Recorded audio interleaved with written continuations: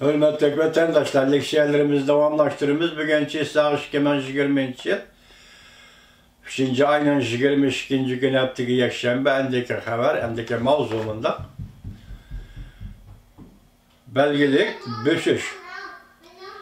Tashqi ishlar bayonotchisi ismini atamay turib Amerika Qo'shma Shtatlarning rahbarlariga haqorat qildi.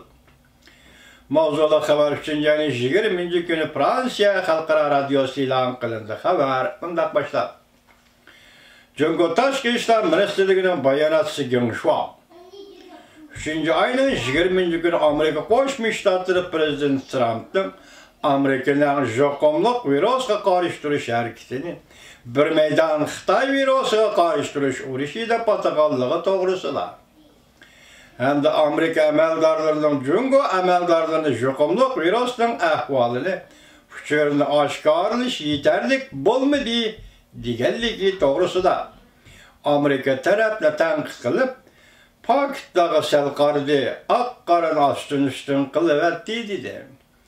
Jungo taraf vaqtida tadbir qo'llanib, insoniyatning sog'lomligi va bexatarligini qo'g'dash to'pi yaratdi dedi. Ko'rama mantaqani insoniyatga hujum, bakteriyalik hujum, biokimiyalik qurollar yoki harbiy qurollar bilan insoniyatga hujum.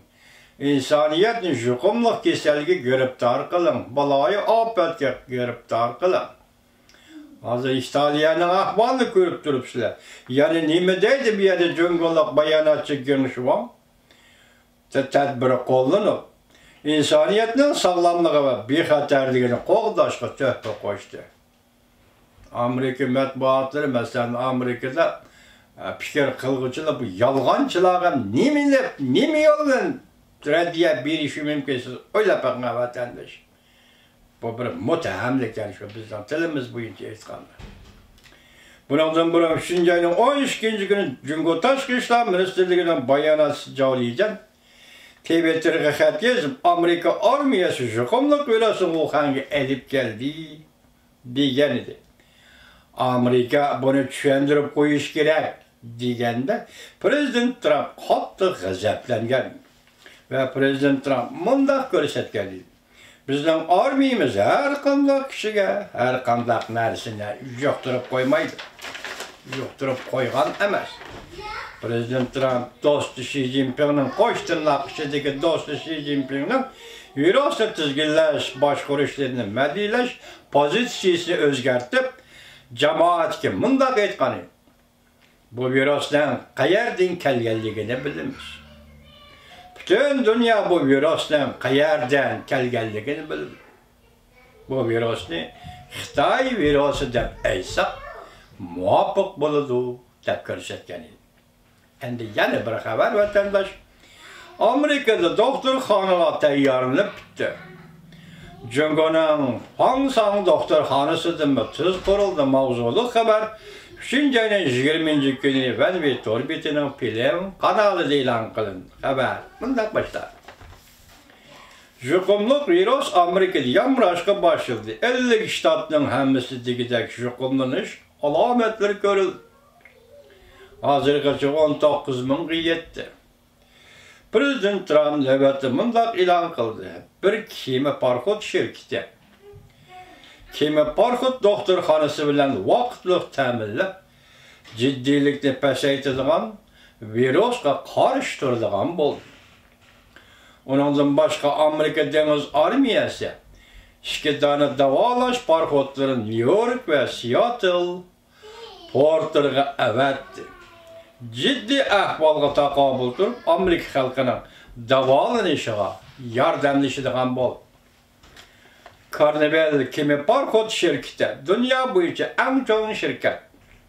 Qo'l ostida 11 dona markali parxodlar bor. Prezident Trump 19-kuni Oqsaroyda muxbirlarga bunday ko'rsatdi. Carnival shirkati 4 dona parxodni vaqtda doktorxona qilib ta'minlaydigan bo'ldi. Los Angeles, San Francisco, New York qatorliq joylarga bu parxodlar avatildi. Amerika dengiz armiyasi 2 dona davolash parxodni New York va Seattle shahar portlariga avatdi. Dünya boyunca en çok işki davalaş parxotu.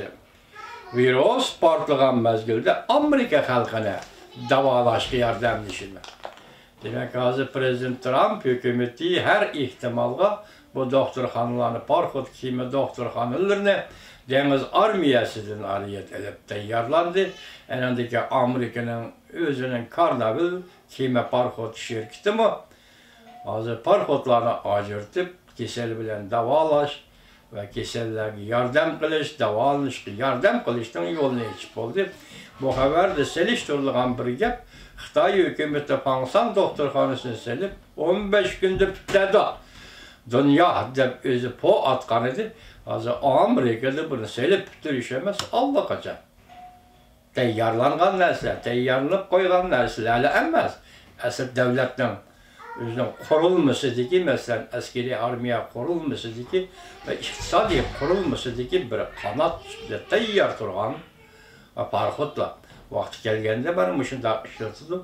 Bu devletin gücü bilen hele hangi mimarhanesi seliştirdiğin. Hiç kadar asas yok demekçi oldu. Ben bir Torbeti'nin film kanalı.